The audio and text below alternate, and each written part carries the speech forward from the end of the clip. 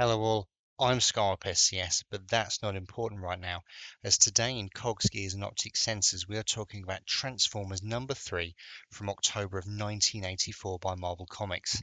Still marketed as a limited run series and released around a fortnight after the debut episode of the animated show premiered in the USA, the multimedia assault was now in full swing, and what better way to do it than use one of the most recognizable comic book heroes as a guest star.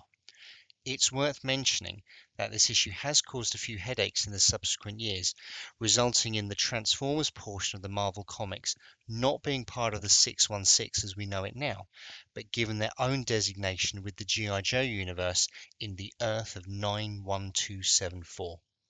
So the storyline for this issue picks up almost exactly where the last one left off, with an opening page with Sparkplug held captive in the cockpit of Starscream's F-15 jet mode, as the Seekers hurtle through the sky back towards the Decepticon fortress. A third issue and a third roster change for our creative team, as the previous issue scripter Jim Salicrup takes over full writing duties. It's no surprise that Spider-Man features heavily with his editor on the staff. As Starscream lectures Sparkplug on robot rights, our villains transform, culminating in this group shot of our mass-shifting characters, filling up the entire bottom panel as they switch to their respective robot modes. Now, you do have to wonder exactly who Laserbeak and Buzzsaw managed to upset to not get transported along with the rest of the mini-cassettes, but as they arrive, we get to see a fully assembled cast of 1984 Decepticons, if only to give Starscream an audience to boast of his achievements in the previous issue, whilst reaffirming with the reader that Megatron is well aware of his deputy's Machiavellian intentions as he name-checks his fusion cannon for the first time in continuity. As Megatron lays out his demands, Sparkplug notices the irony that we pointed out in our last episode, as he realizes he's standing in the remnants of a nuclear power plant that isn't being used to generate nuclear power, and much to the Decepticon leader's frustration, we get some character development for Sparkplug as he reveals his military service, tying nicely into the issue's title, but you'll still have to wait a while for that G.I. Joe crossover. Our next page brings us to the aftermath of the battle at the Witwicky garage, with our Autobot heroes still feeling the drain on their fuel reserves. What's really worth noticing is that we have pretty much finalised character designs in play, as we see both Bumblebee and Windcharger looking far more in keeping with the cartoon than the toy line, and a pop culture reference from O, as he likens our heroes to a George Lucas movie, hinting at the previous year's release of Return of the Jedi, although at this point Marvel was still publishing their monthly Star Wars title, so I'm wondering why they didn't get a direct shout out. Play patterns are well and truly depicted in this panel, as Optimus has two of his wounded Autobot companions loaded onto his trailer for transport. I can't imagine any of us haven't done that with a G1 Optimus Prime figure, although interestingly, whilst researching this video, I couldn't see this feature depicted in any of the original 1984 toy commercials.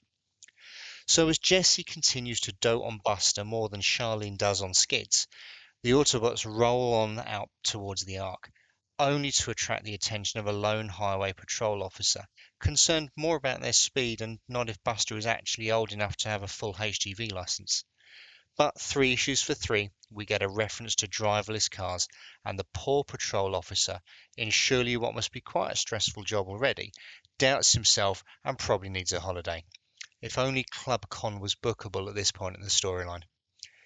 And as the Autobots return to their base of operations, we finally get a recognisable Ratchet character mode along with the combat deck repair drone, even though it couldn't be removed from the trailer until 2024's Missing Link version.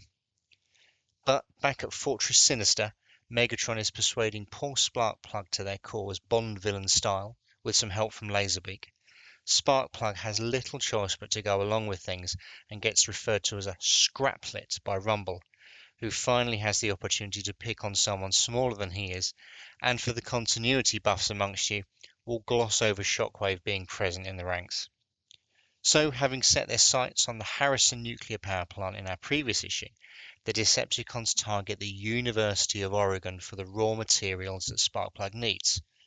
No wonder student tuition fees are so high. Elsewhere, though, Rumble targets a petrol tanker, and given the wealth of Marvel characters in this issue, it's a shame that Roxxon didn't get a call out on the logo there. But not to worry, as the promised cameos start to really deliver, as both S.H.I.E.L.D. and the Spider-Verse are featured, with a throwback to Marvel's concurrently published Godzilla book, which regularly featured Dum Dum Dugan of Howling Commandos fame trying to track down the Toho character.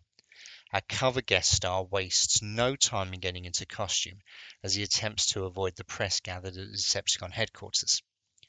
Megatron perceives the human military to be nothing other than an inconvenience to his scheme, and way beneath him to deal with, as he dispatches the Seekers with Sparkplug, hoping that the might of the United States military is here to rescue him. Now, I'm no munitions expert, but I'm fairly confident I wouldn't want to be that close to cluster bombs as they detonated, and as Skybound has recently taught us, Starscream really does see the humans as somewhat disposable. But at least we do see this one pilot parachute to safety as his jet fighter is dealt with by Buzzsaw. Meanwhile, Spider-Man encounters his first Transformer in the shape of Gears, whom he automatically assumes is not on his side, and tries to piggyback a ride, playing right into J. Jonah Jameson's hands with the troops on the ground assuming that he is with the giant alien robots, as he distracts Gears from paying attention to what's going on around him. Which leads us straight to Thundercracker launching a tank at Gears and Spider-Man, with some oblivious members of the press about to be collateral. I'd guess if you were writing this today, it would be the public with mobile phones. Thankfully, Gears deals with the threat and prevents any further casualties, and after a brief exchange of plans with Spidey, it leads us onto our next page as the rest of the Autobots turn up as reinforcements. And whilst they may very well be robots in disguise, in this case, Spider-Man's attempt leaves a lot to be desired, which will leave the younger soldier on the unit with some explaining to do as why he's missing kit and equipment, but I'm sure it's for the greater good. But as the Autobots make their way to the fortress and in front of the military line, they are attacked on both fronts by the army and the Decepticons. But as they can only return fire on one set of assailants, Sunstreaker quickly deals with Skywarp as Huffer and Cliffjumper fall foul of the red cassette bot, the lettering firmly telling you which one of the pair it is. Brawn, however, continuing his penchant from issue number 2 for decking Decepticon cassettes with a right hook, intervenes, but where there's one there's two, and is taken out by Frenzy, who quickly rushes to his cassette brother's aid as Spider-Man and Gears look to infiltrate the Decepticons' fortress, with Gears becoming somewhat weary of Spidey's incessant chatter.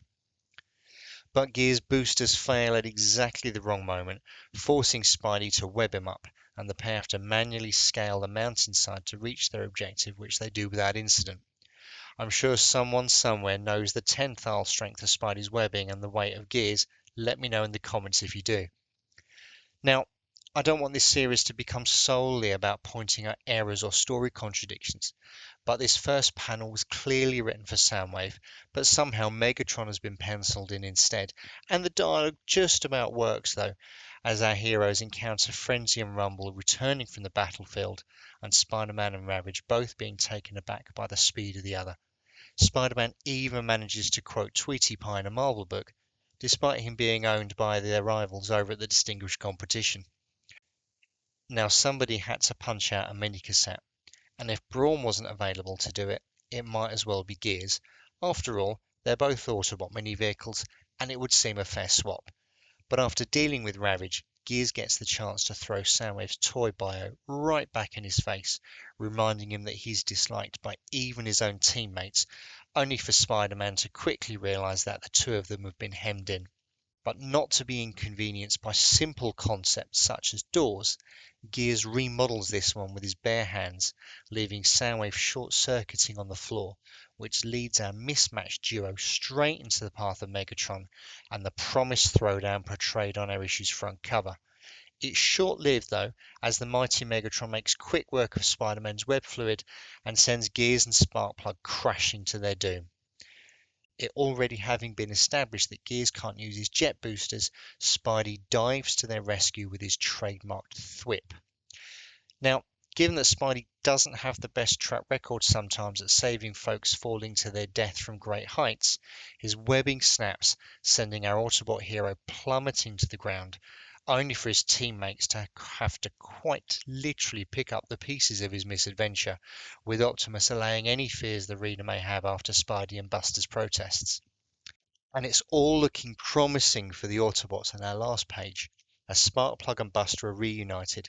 Spider-Man acknowledges the rest of the Marvel Universe with a casual name drop for Reed Richards and the Fantastic Four, and Gears comes back online after his battle with Gravity. But it's short-lived, as Gears well and truly throws Sparkplug under the bus, letting our good guys know that Megatron now has access to the much-needed fuel reserves, with readers being kept on the hook with a continued next issue box, but not revealing the upcoming title of Last Stand. Still worth mentioning the Marvel UK covers. They continue their fortnightly format across the latter part of November and December 1984, with this original cover from returning artist John Ridgway, who was still working from the toys, as Sparkplug is quite literally held hostage by the Decepticons, and not letting that USA art go to waste. It's reprinted here, with this portion of the story contained within. And now we have finished Marvel's Transformers number 3. Let me know if you've read it in the comments, and if you enjoyed this video, please consider leaving a like and subscribing to the channel. If you didn't like it, leave one anyway. If you want to come and say hi on social media, you can find me here. So thanks for watching along, and above always folks, stay safe.